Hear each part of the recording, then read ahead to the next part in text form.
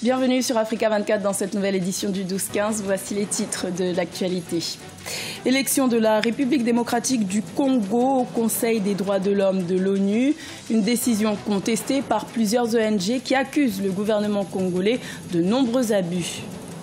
La Banque ouest-africaine de développement obtient une aide internationale pour le financement de l'habitat social dans l'UEMOA. 155 millions de dollars devraient être engagés. Et l'Égypte a abrité la 5e édition de l'Elfit, un rendez-vous phare pour les passionnés de fitness. Cette année, plusieurs nouvelles catégories ont fait leur entrée dans la compétition. Mais tout d'abord, au Kenya, la coalition de l'opposition, NASA, menée par l'opposant Raila Odinga, a décidé de suspendre ses manifestations quotidiennes qui ont débuté ce lundi 16 octobre et qui devaient se tenir toute la semaine. Une décision prise en hommage aux victimes décédées lors des rassemblements de ces derniers jours après des affrontements avec les forces de l'ordre.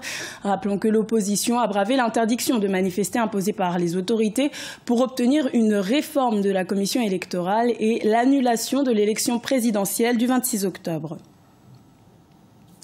La République démocratique du Congo siégera dès janvier 2018 au Conseil des droits de l'homme de l'ONU. Le pays a obtenu son droit d'entrée pour une durée de 3 ans, une décision contestée par de nombreuses ONG internationales qui accusent le gouvernement congolais de nombreux abus. Ashley Dubras. Avec 151 voix sur 193, les membres de l'Assemblée générale des Nations unies ont voté pour l'admission de la République démocratique du Congo au sein de l'institution pour la période 2018-2020. Pour obtenir sa place au sein du Sénat onusien, Kinshasa a pu compter sur le soutien du groupe Afrique. Un retour sur la scène internationale qui, pour le gouvernement congolais, s'avérait nécessaire. Nous en avons souffert pendant longtemps de violations des droits de l'homme, pendant des années, et que nous pensons avoir une expérience à partager. Nous avons eu à gérer des problèmes graves de violations massives des droits de l'homme dans notre pays. C'est une expérience que nous n'avons pas le droit de garder pour nous-mêmes et qu'enfin cela donne une visibilité également à un pays comme le nôtre qui mérite son retour dans le concert des nations. Toutefois, cette admission ne fait pas l'unanimité. Plus de 150 organisations congolaises de défense des droits de l'homme ont invité dans un communiqué les membres des Nations Unies à s'opposer à l'entrée de la RDC, jugeant que cela enverrait un mauvais signal pour un pays qui est loin d'être exemplaire en matière de respect et de promotion des droits humains. Dans le même communiqué, les ONG soulignent également le risque que la République démocratique du Congo puisse être jugée partie au sein du Conseil en faisant référence au déroulement de l'enquête onusienne sur les crimes commis au Kasaï. Un sentiment partagé par l'opposition. Comment voulez-vous un pays tel que le Congo, à chaque fois, est accusé à juste titre par rapport aux problèmes des droits de l'homme et qu'il soit l'un des pays à vouloir examiner d'autres pays par rapport aux droits de l'homme. Nous croyons qu'il n'est pas encore temps pour que notre pays puisse accéder à ces genres de responsabilités parce que sur le terrain, c'est autre chose qu'on voit. 3 autres pays africains ont également fait leur entrée ce 16 octobre 2017 au sein de l'institution onusienne. Il s'agit notamment du Sénégal, largement élu avec 188 voix, talonné par l'Angola et le Nigeria. 155 millions de dollars, c'est l'aide financière obtenue par la Banque ouest-africaine de développement. Cette aide, combinée en dons et en crédits, provient de la Banque mondiale. Elle est destinée à soutenir la politique de l'habitat social dans l'Union économique et monétaire ouest-africaine. Ibrahima Djoumaba. La politique d'habitat social de l'Union économique et monétaire ouest-africaine vient d'avoir un soutien financier important. Le groupe de la Banque mondiale a accordé à la Banque ouest-africaine de développement un financement de 155 millions de dollars destiné à l'habitat social dans la zone UEMOA. Cette convention de financement comprend un crédit de l'Association internationale pour le développement de 130 millions de dollars à la BOAD et un don de 25 millions de dollars à l'UEMOA.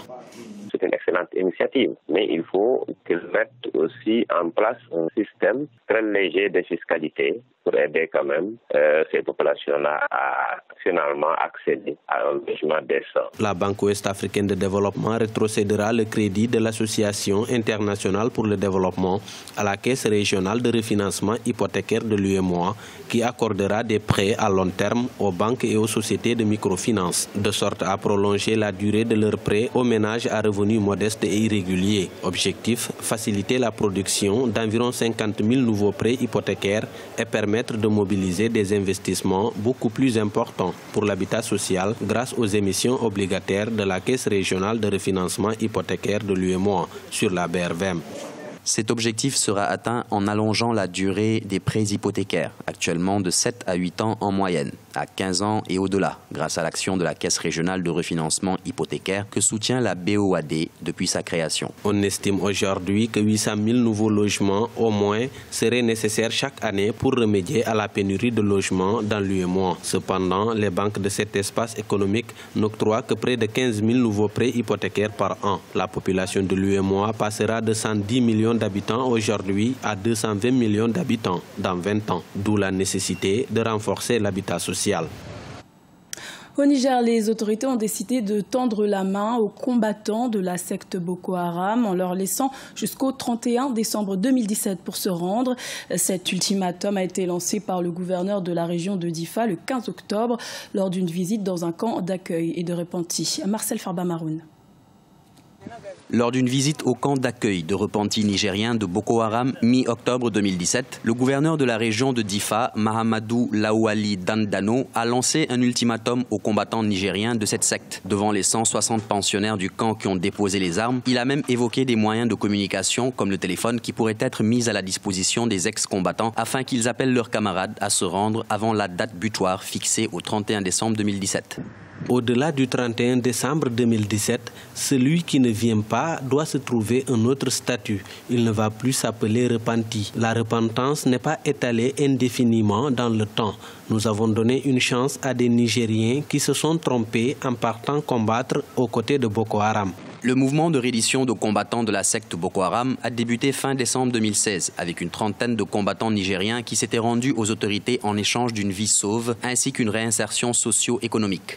Au niveau de la région même, les populations civiles qui ont été victimes des actes de la secte ne sont pas totalement d'accord avec cette initiative du gouvernement consistant à faire venir des criminels, à les déradicaliser et à les réinsérer économiquement. Et le gouvernement persiste tout de même. On ne sait pas comment ça va aboutir. Mais toujours est-il d'éviter des attaques de la secte continuent de manière sporadique dans la région. Et ça commence à révolter un peu au niveau de la région, des populations qui considèrent qu'on ne peut pas prendre des gens qui vont tuer gratuitement, qui vont tuer, et qu'on les mette dans des conditions pendant qu'il y a des jeunes qui n'ont pas rejoint ces sectes-là, qui sont là, qui sont dans des difficultés, qui sont pratiquement dans la pauvreté, qui ne savent pas comment s'en sortir. Boko Haram, qui ne dispose pas de base au Niger, a mené ses premières attaques dans ce pays le 6 février 2015. En août 2017, au moins 540 civils ont été tués, enlevés ou blessés lors d'attaques attribuées à Boko Haram. La région de Difa abrite plus de 300 000 réfugiés et déplacés, dont des milliers vivent aux dépens d'une population locale déjà très pauvre.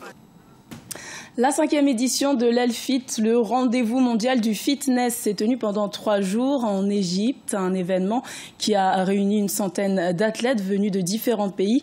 Et l'édition de cette année était particulière puisque plusieurs nouvelles catégories ont fait leur entrée. Idlet Mirabel Bissou. La 5e édition d'Elfit, qui s'est tenue mi-octobre au Caire en Égypte, a réuni des athlètes de tous les niveaux, de l'élite aux intermédiaires en passant par des divisions individuelles et par équipe. Pour la première fois depuis sa création, la compétition a fait participer des catégories spéciales pour les adolescents, les athlètes de plus de 35 ans et les personnes ayant un handicap. Honnêtement, le niveau de fitness en Égypte n'est pas très éloigné de celui des athlètes internationaux. L'un des concurrents que j'entraîne est 2e au classement des hommes et le 4e vient d'Égypte. Les femmes sont un peu en retard et chaque année, nous nous rapprochons du sommet.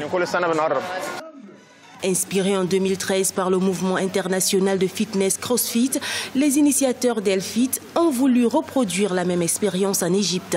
Le résultat désormais satisfaisant attire de plus en plus d'athlètes à chaque édition. Elfit représente un tournoi majeur, similaire aux Open de CrossFit ou régional. Certaines des personnes en compétition cette année proviennent des Jeux régionaux. Une façon de dire que ce n'est donc pas une compétition facile. Le coût total de l'événement final était de plus de 25 000 $ pour toutes les catégories. Des centaines d'athlètes venus du monde entier se sont donc affrontés durant 3 jours lors du plus grand concours de fitness annuel d'Égypte, Elfit, un événement mondial organisé au cœur du Caire. Ce journal a été réalisé par l'ensemble de la rédaction. Merci de votre fidélité. Retrouvez dans un instant une nouvelle édition de l'information sur Africa 24.